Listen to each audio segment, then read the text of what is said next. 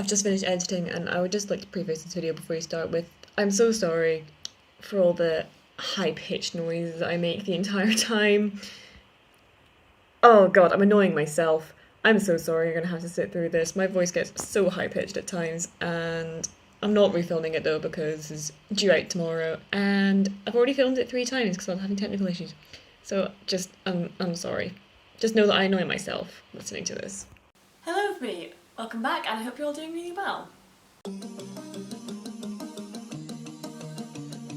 So welcome back to my channel and welcome back to day 5 of Witchlands week, which is a week I'm doing on my channel where every single day I'm posting videos about the Witchlands by Susan Dennard in the run up to the release of Witchshadow, the 4th book in the series.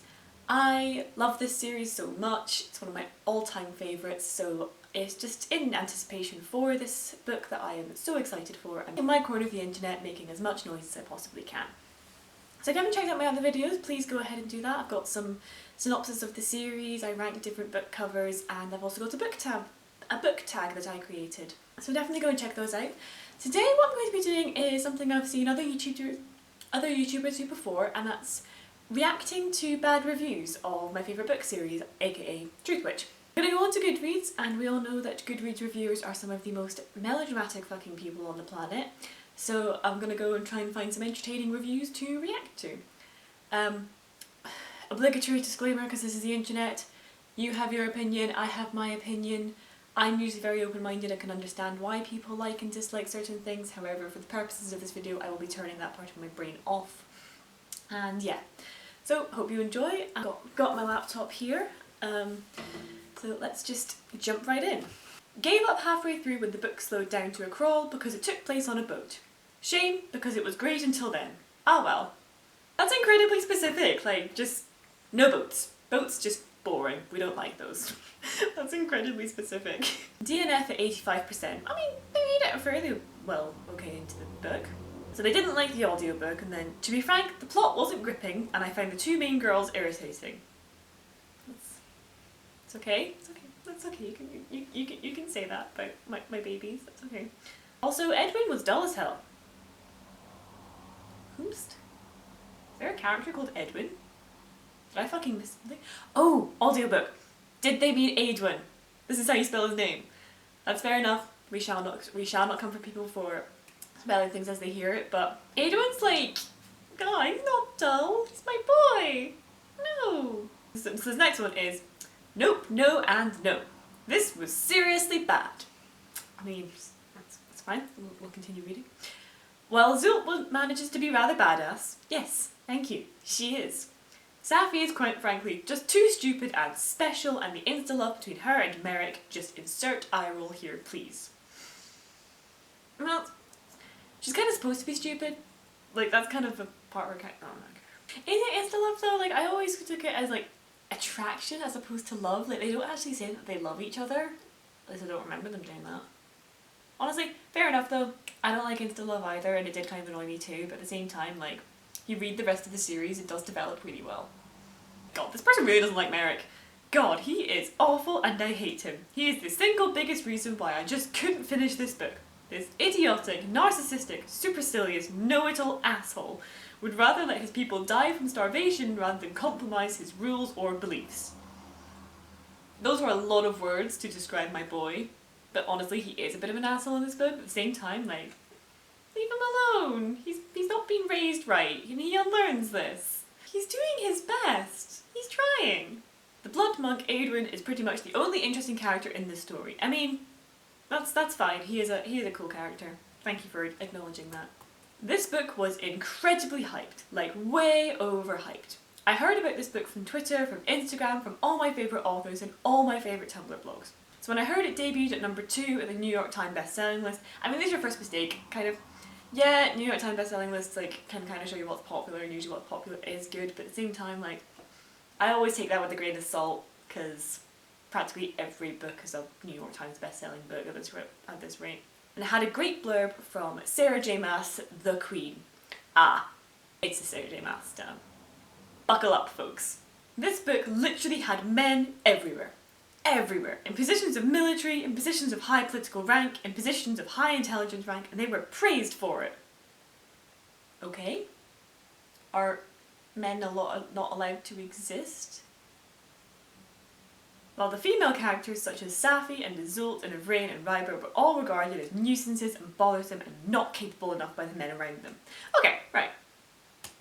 Safi is a nuisance. Like, she gets in the way. She makes bad decisions. She's a flawed character. That's the point. Ivrain has so much respect from people, and Ryber is like the only woman on a ship and has the respect from like everybody. Like, yeah, it is a sort of patriarchal society, a lot of it, you know, it's still quite male dominated in places. Are people not allowed to have books like that?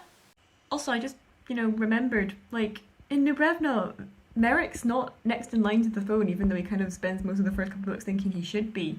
Vivia is. Like, she's in a position of power and is well respected by the people she's around, at least some of them. And Vanessa is literally the Empress of Marstock and is, really formidable, and everyone always talks about how she toppled a mountain when she was 12 because she's that powerful of an Earth Witch. Like, did you miss those two very strong characters who are in positions of power and definitely not treated as nuisances? Like, and then Styx as well. She's Vivia's first mate. She has loads of power and respect in the sort of underworld of New Brevna and on the streets and stuff, and as well from their own shipmates and stuff. Like, yes, I know that's us in Windwitch, we're talking about Truthwitch, but like, still, did y'all miss that? Isolde was written as the emotionless, submissive Asian out of her BFF duo. Literally, her whole character point is about the fact that she wears her emotions on her sleeve and like has her heart on her sleeve and shows her emotions and stuff. Like, that's her whole thing. Like, and submissive? Half of this book she spends calling Safi out on her bullshit. She stabs her love interest when she first meets him. And then when he's like, I'm gonna fucking kill you, she just looks at him and is just like, no you're not. No you're not. And you read the same book. Call me surprised, because when I read that SJMaas, aka the author who wrote Akamath, which is an incredible YA fantasy book about feminism, abuse and PTSD. Okay, yeah, the PTSD stuff's pretty decent in it. Feminism? Sarah J Maas books are not feminist.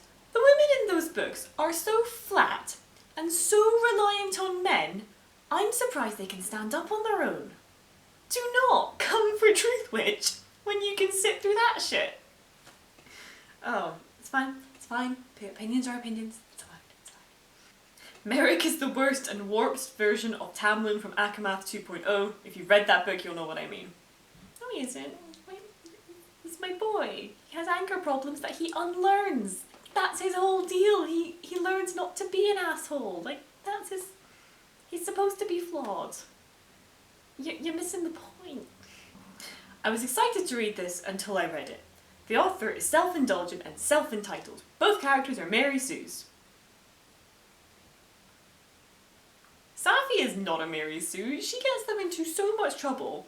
People are so annoyed with her all the time because she keeps, like, fucking things up. Like... as a character that can do no wrong, Safi is not it. The two characters are so obviously based on herself and Sarah J Maas. Why do people keep bringing Sarah J Maas into this? Like, she is not the fucking standard. Why are we bringing her into every single review here? Like, why? No, just no. This is easily one of the worst fantasy books I've ever read. If this is the worst fantasy book you've ever come across, you're reading some top tier fucking fantasy. Like, I would like to know what this guy's reading. Ah, Truthwitch. The truth is, you let me down. Did you see that? The truth is. Because she's a Truthwitch, so it's like a pun. Yeah, that could have been a good start if you cut the part where you explain your joke. It was just so lackluster, so repetitive, and stuff with unnecessary charging around. Safi and Isolde and Merrick just blast from place to place, and every now and again they'll be like, we're almost there, it's imperative that we reach location that has never been mentioned before. Like, they do kind of throw terms at you, but like, keep up. Just keep up. Well, I don't know why this happened. It shouldn't have. I needed more descriptions. This is hailed as fast-paced. It moves fast because there is no history, culture or landscapes. The word witch was used a distracting amount of times. I mean, it's called the Witchlands, and there's lots of witches, like that's just how you refer to people with magic. That's a very specific criticism to make. Okay, this person is fucking funny. Safi lurched to her feet, stumbling off a second pallet and almost sprawling flat from the blood roaring across her vision. How does blood roar? Blood does not make noise. Blood cannot roar across someone's vision. This person's never heard of a creative description before, and metaphors. It was then, as Safi fastened 10 million wooden buttons and Isolde tied a pale grey scarf around her head, that a knocking burst out through the shop. Were there really 10 million buttons on Safi's gown? It's hyperbole. Like, this guy just like, not a fan of description, is he? Every time I encountered more of these hyperbolic zingers, they read as awkwardly as trying to imagine roaring blood in my vision. I mean, that sounds like a you problem if you can't imagine that, because that's a pretty good description. I kind of understand what image she was going for there. Or how a character's breath could scrape someone's skin. And on with awkward prose choices that fill this book. It's just in lads, you're not allowed to have creative descriptions in your book because it's not realistic.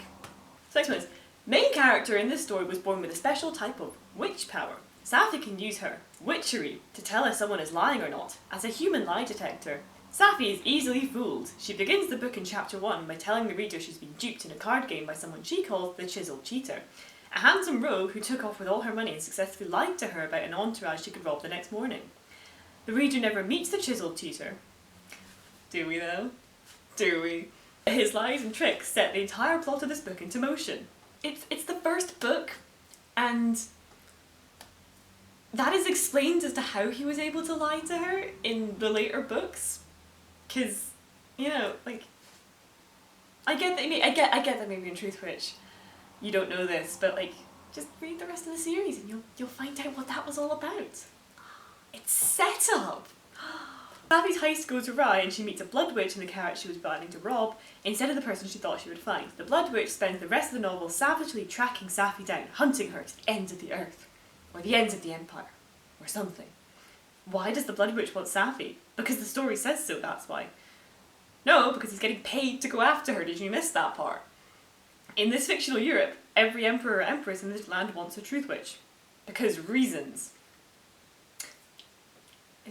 Again, did you miss that? It literally says in the blurb, 20-year truce, 1 year to go. They want a witch that can tell if people are lying to them or not, so they can like have an advantage over other people. It says it in the blurb. This was like, run, Safi, run! That's the entire plot of this book. I mean, yeah, I can't argue with that. Run, Safi, run. Going to call this shit and move on with my life. You know, that's fair. Like, just not even going to take the time to tear it to shreds. Just, nah, not for you. So thank you very much for watching. I hope you found that somewhat entertaining. I appreciate seeing lots of people. It was interesting that a lot of these people were DNFing the book. I thought that was interesting that of all the 1-star reviews, very few of them actually made it to the end, which, you know, it's quite interesting from my point of view. But yeah, hope you found this at least somewhat entertaining. Have you read Truthwitch? What do you think? What do you think of the things people are saying in these reviews? Do you think it's warranted, or do you think they're just being melodramatic Goodreads reviewers? But thank you so much for watching. I will have another video out tomorrow, and please go out and check out the rest of my videos for Witchlands Week, and I'll have audio links to all the Witchlands books in my description. Thank you so much for watching, and I'll see you tomorrow.